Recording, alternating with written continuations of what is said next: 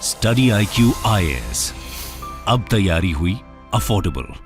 नमस्कार दोस्तों हर साल की तरह इस साल भी जो सिप्री की रिपोर्ट है, that is Stockholm International Peace Research Institute, ये जो सिप्री की रिपोर्ट है हर साल आती है और इस बार भी बताया गया है कि भारत ने सबसे ज्यादा आर्म्स का इंपोर्ट किया है। लेकिन खास बात यह है कि हमारा जो आर्म्स का इंपोर्ट है 2018 से 22 के बीच में, इसमें 11% की गिरावट आई है। ये आप खबर देख सकते हो। Russian arms export to India dip, Ukraine world's third largest importer in 2022। तो इसके बारे में ओवरऑल हम देखेंगे कि यूक्रेन की वजह से बहुत सारे बदलाव हुए हैं। काफी कुछ जानने को है इस वीडियो के अंदर, चलिए आगे बढ़ते हैं। लेकिन उससे पहले ध्यान रखिएगा, अगर आप यूपीएससी की तैयारी कर रहे हो, स्पेशली जो लोग 2024 में यूपीएससी का एग्जाम देने वाले हैं, उनके लिए ये वाला जो बैच है प्रीलिम्स और मेंस का, एडमिशन लेने का आज आखिरी डेट है। इसके अंदर 1000+ आवर से ज्यादा की लाइव क्लासेस आपको मिलती है। साथ ही साथ एक मेंटर मिलता है। कभी भी कोई भी दिक्कत हो, प्रॉब्लम है, आप अपने मेंटर से पूछ पाते हो। बहुत सारे फीचर्स हैं। आपको हमारे वेबसाइट ऐप पर जाना या फिर कमेंट सेक्शन में जाइए, यूज करिए कोड अंकित लाइव, ताकि आपको एक्स्ट्रा डिस्काउंट मिल जाए और आप इसके अंदर एनरोल करा सकें। फिर इसके अलावा अगर आप 2025 की तैयारी कर रहे हैं, मतलब कि 2 साल के बाद अगर आप ये एग्जाम देने वाले हैं, तो ये लॉन्ग टर्म बैच ज्वाइन कर सकते हैं। इसका एडमिशन लेने का आखिरी डेट है 16 मार्च। और इसके साथ साथ आपको पता है कि ईपीएफओ की भी जो तैयारी है वो स्टडी IQ करा रहा है, क्योंकि बहुत सालों के बाद जो एक बड़ी वैकेंसी है वो आई है। अगेन, जो भी कोर्स आपको लेना है स्टडी IQ पर, use code Ankit live to get maximum discount. And इसके अलावा और अगर आप MCQs अटेम्प्ट करना चाहते हैं तो मेरे इंस्टा पेज पर जा सकते हैं। वहां पर स्टोरीज में जितने भी MCQs हैं उसको आप अटेम्प्ट कर पाएंगे।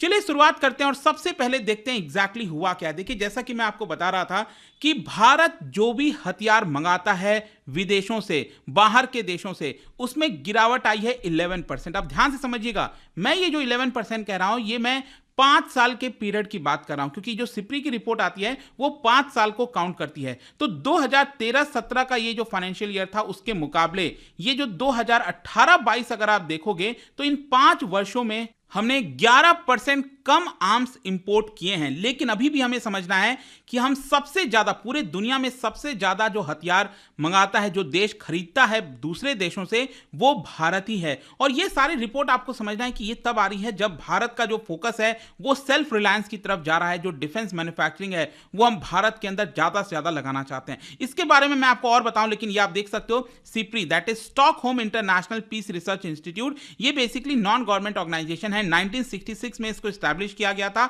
और इसका नाम स्टॉकहोम है। तो ऑब्वियस सी बात है, इसकी जो लोकेशन है वो आपको स्वीडन में मिलेगी। इसका मेन काम ये होता है कि दुनिया भर में जो आर्म्ड कॉन्फ्लिक्ट है उसको लेकर एनालिसिस करना, डेटा प्रोवाइड करना, मिलिट्री का एक्सपेंडिचर कितना है, कौन से देशों का है, आर्म्स कंट्रोल कौन करता है, सबसे ज्यादा देश, वो सारी चीजों का डेटा ये सिप्री के पास होता है। और आप देख सकते हो, ये मार्च 2023 की रिपोर्ट है जो कि यहां पर निकाली गई है। इनके वेबसाइट पर आप जाओगे तो सारे डेटा मिल जाएंगे। तो सबसे पहले अगर हम बात करें भारत का आर्म्स इंपोर्ट, जैसा कि मैं आपको कह रहा था कि 2018 से 22 में जो हमने आर्म्स इंपोर्ट कराया है वो 11% कम है इन कंपैरिजन टू 2013 से लेकर 17 के बीच में। तो यहां पर क्वेश्चन यह है कि भारत ये जो आर्म्स का इंपोर्ट करा रहा है, वो सबसे ज्यादा आर्म्स का इंपोर्ट हम कौन से देश से करा रहे हैं? तो ये आप देख पाओगे, सबसे ज्यादा, मतलब जितना भी हम इंपोर्ट कराते हैं उसमें से 45% रशिया से कराते हैं। लेकिन इसमें ध्यान देने वाली चीज यह है कि पहले हम 64% कराते थे, सोच के देखिए, और अब ये गिरकर 45% हो गया है। सबसे ज्यादा हम रशिया से कराते हैं, लेकिन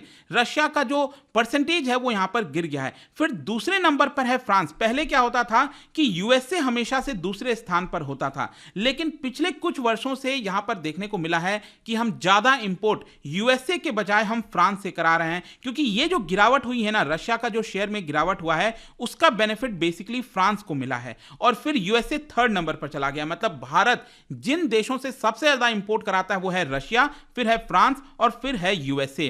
फिर इसके अलावा भी आप देख सकते हो कि भारत पूरे दुनिया में जितना इंपोर्ट कराता है उसका कितना परसेंट भारत करता है, उसका 11% भारत करता है। फिर सेकंड नंबर पर है सऊदी अरब, मतलब कि दुनिया में जितना भी इंपोर्ट होता है आर्म्स का, उसमें से 9.6% सऊदी अरब करता है। और ऑब्वियस सी बात है, जो हमारे पड़ोसी देश हैं जैसे चाइना हो गया। अब देखिए, चाइना को क्या बेनिफिट है ना, China 5th largest arms importer country है।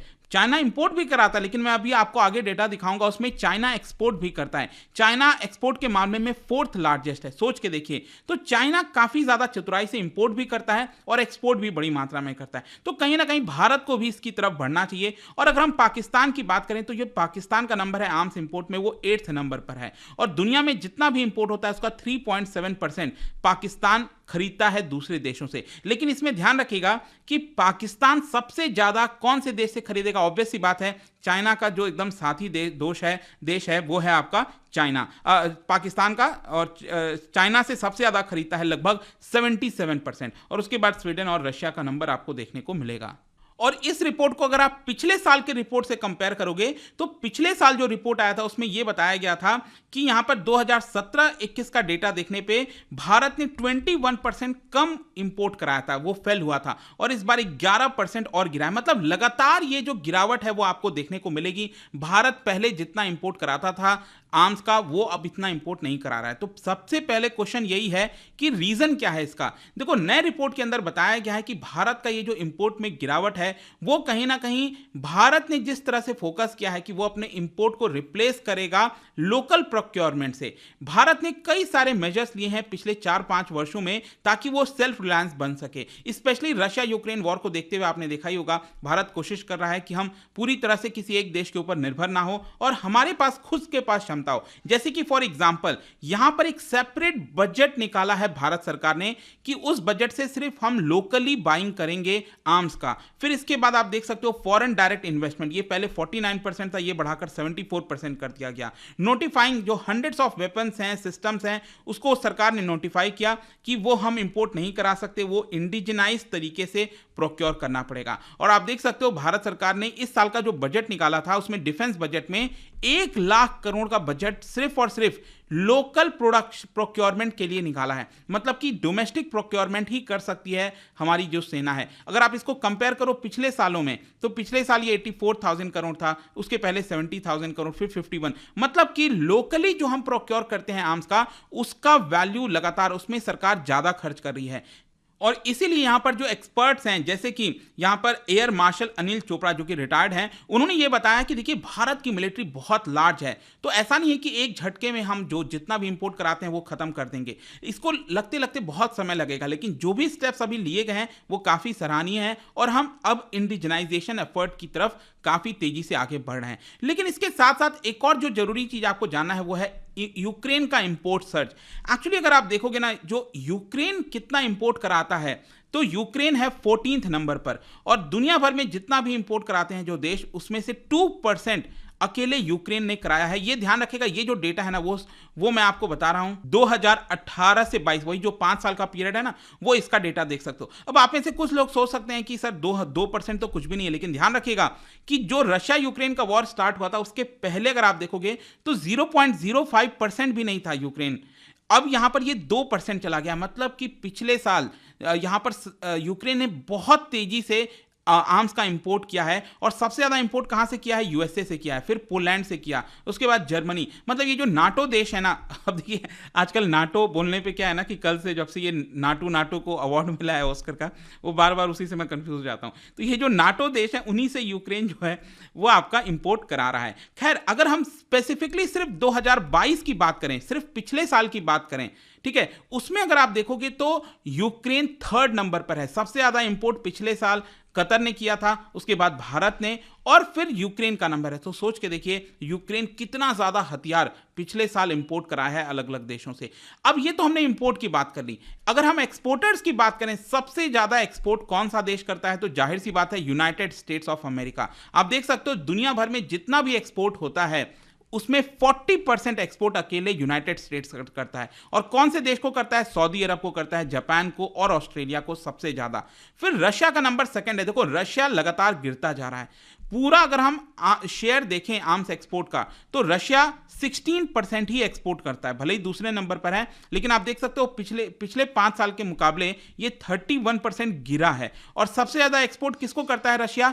भारत को करता है, हम सबको पता है, फिर चाइना को और इजिप्ट को। फिर चाइना आप देखिए यहां पर 4th नंबर पर है। मतलब चाइना इंपोर्ट भी करा रहा था, इंपोर्ट के मामले में चाइना 5वें नंबर पर था, और एक्सपोर्ट के मामले में चाइना 4थे नंबर पर है। और इसका भी ऑब्वियस सी बात है, चाइना सबसे ज्यादा किसको एक्सपोर्ट करता होगा, वो करता है पाकिस्तान को। तो आई होप कि ये चीज आपको समझ में आ गई होगी। और पूरे इंटरनेशनली ग्लोबली अगर आप देखोगे 1983 से लेकर अभी तक, तो आप देख सकते हो चार्ट में किस तरह से यहां पर गिरावट हुई थी कि 1983 में सबसे ज्यादा ग्लोबली जो ट्रांसफर होते थे ना, मतलब जो आर्म्स का ट्रांसफर होता था, तो वो पहले बहुत ज्यादा था, उसके बाद गिरता गया, लेकिन वापस से 2003 के बाद से आप देखोगे तो ये वापस से बढ़ोतरी हुई है। लेकिन अगर हम 2013-17 और 2018-22 को कंपेयर करें तो 5% की गिरावट आपको देखने को मिलेगी, ठीक है। लेकिन अभी भी ग्लोबली अभी भी बहुत ज़्यादा आर्म्स का इंपोर्ट एक्सपोर्ट होता रहता है। देखिए, ये एक तरह से दिखाता है कि दुनिया में कितनी इंस्टेबिलिटी है, क्योंकि अगर कोई हथियार खरीद रहा है, बेच रहा है,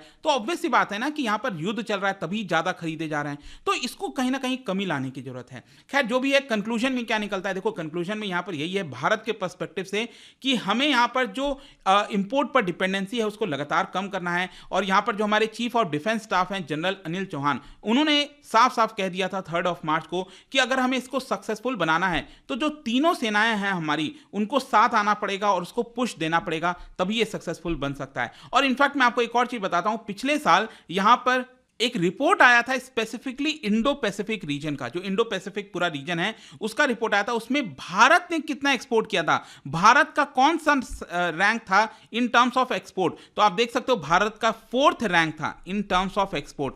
जो एक्सपोर्ट करते हैं ना, तो भारत पहले तो एक्सपोर्ट करता ही नहीं था, बिल्कुल कम।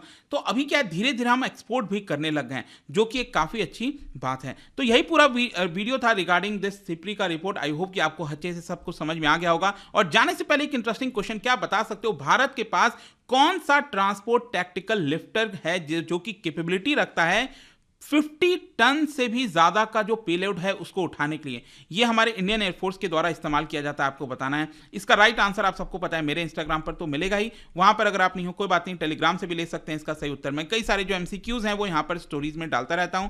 बाकी अगर आपको PDF चाहिए तो टेलीग्राम पर आइए, अलग अलग सोशल मीडिया पर आप जुड़ पाओगे। और जैसा मैंने बताया था, यूपीएससी की अगर आप तैयारी करो किसी भी वर्ष के लिए 2023, 24, 25 सभी के ऑप्शंस अवेलेबल हैं। और साथ ही साथ EPFO डोंट फॉरगेट, तो कोई भी कोर्स लेना हो यूज कोड अंकित लाइव हमारे वेबसाइट ऐप पर। आई होप कि वीडियो आपको पसंद आया होगा। मिलता हूं आपसे next time. Till then, thank you very much, see you soon. Study IQ IAS, अब तैयारी हुई अफोर्डेबल।